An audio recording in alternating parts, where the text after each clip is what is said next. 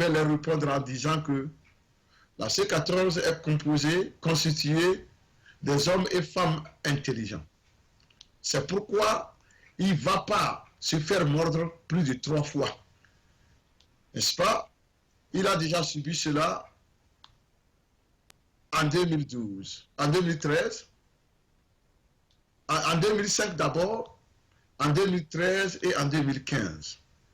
Alors la C14 a décidé de ne pas se faire harakiri en refusant d'aller cautionner, n'est-ce pas, le désordre et le chaos, d'aller cautionner l'outrage, de cautionner l'opprobre, de cautionner la honte. C'est pourquoi, avec son peuple derrière, la C14 a dit « Nous n'allons pas participer à ces scrutins parce que les conditions de transparence, d'équité ne sont pas réunies. » Alors, pour ceux-là qui pensent qu'il fallait coûte que coûte participer, je vais vous dire que vous avez tort, ou soit vous ne connaissez pas l'histoire du Togo. Nous préférons, n'est-ce pas, être à l'extérieur de l'hémicycle que d'être à l'hémicycle où on nous tourne en bourrique à longueur de journée. C'est ça qu'on appelle homme digne. Un homme digne, ce n'est pas celui-là qui accepte de se faire mordre par le même serpent 4 fois. Non, c'est celui-là qui s'est arrêté et dire après la 3e morsure, dire que assez, c'est assez. Basta, enough. On s'arrête là. C'est ce que la C14 vient de faire. Maintenant, au-delà de cela, nous allons aussi inviter la C14, n'est-ce pas, à se sentir ragaillardie, à se sentir victorieuse, n'est-ce pas, de cette étape, dans cette étape de la lutte, puisque désormais nous savons que 98% du peuple togolais est derrière la C14. Désormais nous savons que au moins plus de 53% des hommes, des corps habillés, ces forces de sécurité militaires, tout béret confondu, tout corps confondu, est avec le peuple et par extension avec la C14, puisque il y a 53% de vos 2 militaires qui avaient choisi de donner au bulletin nul. C'est-à-dire que ils n'ont pas trouvé de candidats dignes de les représenter parmi les candidats du NUR RPT et parmi les partis satellites qui sont allés participer aux élections. Les partis satellites à qui, selon les informations que nous avons, on a dû faire ce qu'on appelle aumône. Le RPT est devenu subitement aumônier. Il a dû faire aumône à ces partis-là pour pouvoir au moins avoir 2 ou 3 sièges, histoire de dire que ce n'est pas le RPT seul qui est allé. Mais tout cela ne trompe personne. Ce n'est qu'un trompe-œil. Tout le monde sait que le travail que ces partis satellites-là feront, ils ont désormais les mains et pieds liés, puisqu'ils n'ont gagné qu'un seul siège, chacun. Et on leur a donné 2 sièges pour en faire 3, histoire de faire dire au monde que, wow, non, il n'y a pas eu que le RPT qui a gagné, les autres partis ont gagné. C'est ça le problème togolais. Et donc pour les observateurs non avisés ou des observateurs corrompus, ils trouvent que tout cela est normal. Si vous trouvez que cela est normal, allez demander à M. Abbas Bonfo pourquoi il se plaint du fait qu'il ne faut pas donner en mariage votre fille si elle ne connaît pas le mari. C'est ça. Ici, la métaphore est vraiment intéressante. Ici, le mari inconnu, c'est Jerry Tama. Et la fille en mariage, c'est le vote des populations de Bassar, qui, n'est-ce pas, c'est pas octroyé injustement, parce que, entre-temps, il y avait un candidat indépendant qui avait recueilli au moins 1800 et quelques voix, contre 1700 et quelques pour Jerry Tama.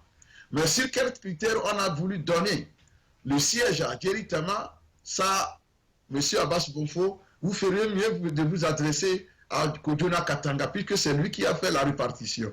Nous, on n'était pas là-bas, on n'a aucun lien avec le RPT, donc on ne pourra pas le savoir. Mais entre vous, il pourra vous dire, vous donner les raisons pour lesquelles il a préféré donner le siège au parti de Tama au lieu de le donner à l'indépendant qui était pourtant en avance sur Jerry Tama. Voilà la réalité au Togo.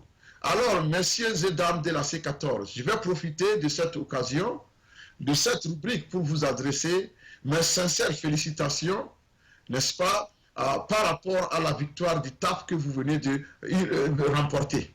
Et cette victoire, c'est celle-là qui consiste à reconnaître désormais que vous êtes la force, la première force au Togo. Vous êtes la force derrière laquelle le peuple togolais s'est aligné, y compris une grande partie, n'est-ce pas, de l'armée togolaise. Désormais, c'est à vous. Vous avez désormais accumulé, n'est-ce pas, ce qu'on appelle, c'est pas, en anglais, equity. Vous avez un capital. Maintenant, c'est à vous de le dépenser comme vous voulez, sagement.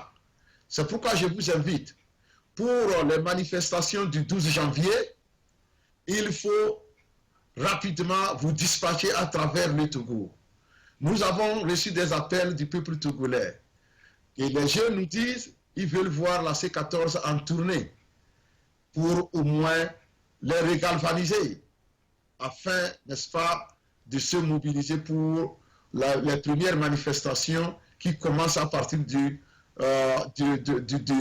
12 janvier prochain. Alors, messieurs de la C14, s'il vous plaît, la balle est dans votre camp. Comme je l'ai dit, vous avez maintenant un capital très puissant. Il faut savoir le dépenser. Il faut savoir le dépenser. C'est ça qui est important. Et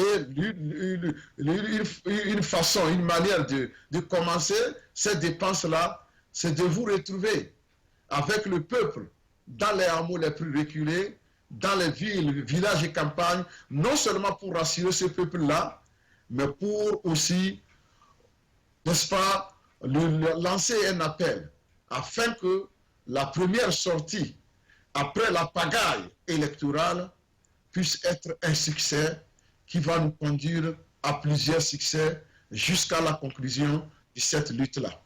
Chers amis de la C14, vous avez le vent en poupe, vous avez, n'est-ce pas, le momentum, et il faut l'exploiter. Je pense que le peuple vous attend. De Saint-Cancy à Djankassi, le peuple togolais est prêt.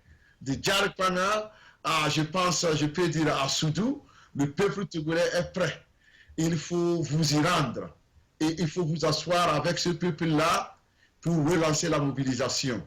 Je vous remercie. C'est très important. Le maillage du territoire est plus que jamais très important aujourd'hui. Il faut le faire. Il faut le faire. Il faut que tout le territoire soit debout, comme un seul homme, pour dire non à tous ces vautours-là qui sont arrivés pour causer, n'est-ce pas, les troubles au Togo, à tous ces vautours-là qui sont venus des pays voisins pour aider à asseoir de plus belle la dictature. Il faut vous rendre dans tous les coins et les coins pour rassurer le peuple togolais et pour relancer la lutte. Je vous remercie. À présent, nous allons revenir avec notre classement des personnalités les plus mauvaises de la planète et aussi des personnalités les meilleures de la planète de la semaine. Je vous remercie. Du nouveau à Minneapolis, Tempo Afrique Travel. Vous voulez voyager? Achetez vos billets d'avion à l'agence de voyage Tempo Afrique Travel. Avec l'agence de voyage Tempo Afrique Travel, pas de problème de connexion, pas de problème de transfert de vol. Avec l'agence de voyage Tempo Afrique Travel, c'est le voyage en toute tranquillité, en toute beauté, de votre maison jusqu'à votre destination. Votre satisfaction